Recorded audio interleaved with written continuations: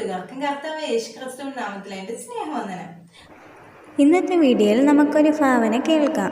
ഭാവനയുടെ പേര് വെള്ള ധരിച്ച ഞാൻ. ആദ്യമേ എഴുതട്ടെ, ആരെയും അപകീർത്തിപ്പെടുത്തുവാനോ കുത്തി നോവിക്കുവാനോ അല്ല ഈ കത്ത്.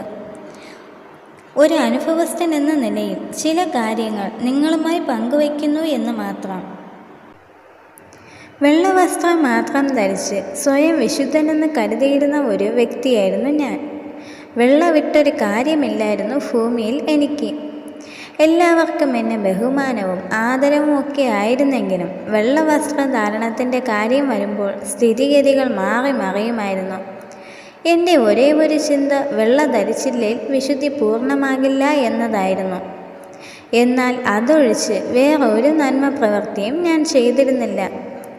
വെള്ളവസ്ത്രമേ സഭയിൽ ധരിക്കാവൂ എന്ന എൻ്റെ പിടിവാശി കാരണം സഭ രണ്ടായി പിരിഞ്ഞതും കുറേ പേർ പിന്മാറ്റത്തിലേക്ക് പോയതുമൊക്കെ വേദനയോട് ഞാൻ ഇന്ന് ഓർക്കുന്നു. അനേക ദേവദാസന്മാരുടെ ഭാര്യമാരെ ഞാൻ വിമർശിച്ചിരുന്നു വെള്ളവസ്ത്രത്തിൻ്റെ പേരിൽ. വെള്ളയപ്പച്ചൻ, വെള്ളത്തേച്ച ശവക്കല്ലറ എന്നൊക്കെ പലരും എന്നെ സംബോധന ചെയ്യാറുണ്ടായിരുന്നു. ആരാധനയ്ക്കും പ്രാർത്ഥന കൂട്ടായ്മകൾക്കുമൊക്കെ പോയാലും എൻ്റെ ഹൃദയം ഏകാഗ്രമായിരുന്നില്ല. ആര് വെള്ളവസ്ത്രമില്ലാതെ വന്നോ അവരെ വിമർശിക്കുകയായിരുന്നു എൻ്റെ ലക്ഷ്യം. എന്നെ അനുകൂലിക്കുന്നവരും ഉണ്ടായിരുന്നു. അവരായിരുന്നു എൻ്റെ ബലം. എന്തിനേറെ പറയുന്നു, 3 മാസങ്ങൾക്ക് മുൻപ് എൻ്റെ 81-ാം വയസ്സിൽ ഭൂമിയോട് ഞാൻ വിട പറഞ്ഞു. സ്വർഗമായിരുന്നു എൻ്റെ പ്രതീക്ഷ. ശുഭ്രവസ്ത്രധാരിയായി എൻ്റെ പ്രിയൻ്റെ മുന്നിൽ ഹല്ലേലൂയ പാടിയിടും ഞാൻ എന്ന് ഞാൻ എപ്പോഴും പാടുമായിരുന്നു. മരണത്തിന് മുൻപും ഈ വരികൾ പാടിയാണ് മക്കൾ എന്നെ യാത്രയാക്കിയത്. മക്കൾക്ക് ഞാൻ നിർദ്ദേശം നൽകിയിരുന്നു, ശവപ്പെട്ടിയുടെ നിറം വെള്ളയായിരിക്കണം, മക്കളും കൊച്ചുമക്കളും ഒക്കെ വെള്ളവസ്ത്രം ധരിക്കണം എന്നൊക്കെ. അപ്പൻ്റെ അവസാനം ആഗ്രഹമല്ലേ എന്ന് കരുതിയാവും ഇളയ മകൻ ജോണിക്കുട്ടി. അവൻ വെള്ളവസ്ത്രം ധരിക്കുന്നതിനെതിരെയായിരുന്നു. വെള്ള ധരിച്ചാണ് വന്നത്. ഞാൻ എത്ര സന്തോഷിച്ചെന്നോ.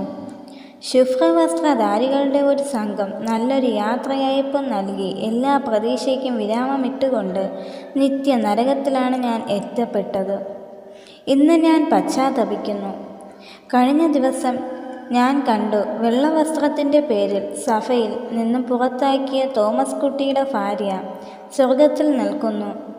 വെള്ളവസ്ത്രം മാത്രം ധരിച്ചിരുന്ന എന്നെപ്പോലെ ഒരു മഹാൻ 2 ദിവസമായി ഇവിടെ എത്തിയിട്ട് ആകെ നിരാശയിലാണ്.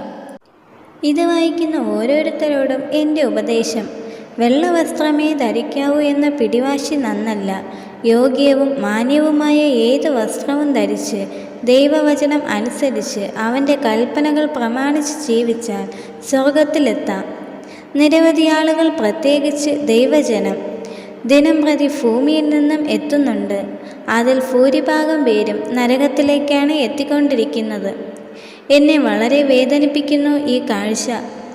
ആകയാൽ മക്കളെ, ഭൂമിയിൽ ലഭിക്കുന്ന ആയുസ്സെല്ലാം കർത്താവിനായി ജീവിക്കുക. സ്വർഗം നഷ്ടമാക്കല്ലേ. കൂടുതൽ എഴുതാൻ എനിക്കാവുന്നില്ല. തീയുടെ ചൂട് അതികഠിനമാണ്. നിർത്തട്ടെ.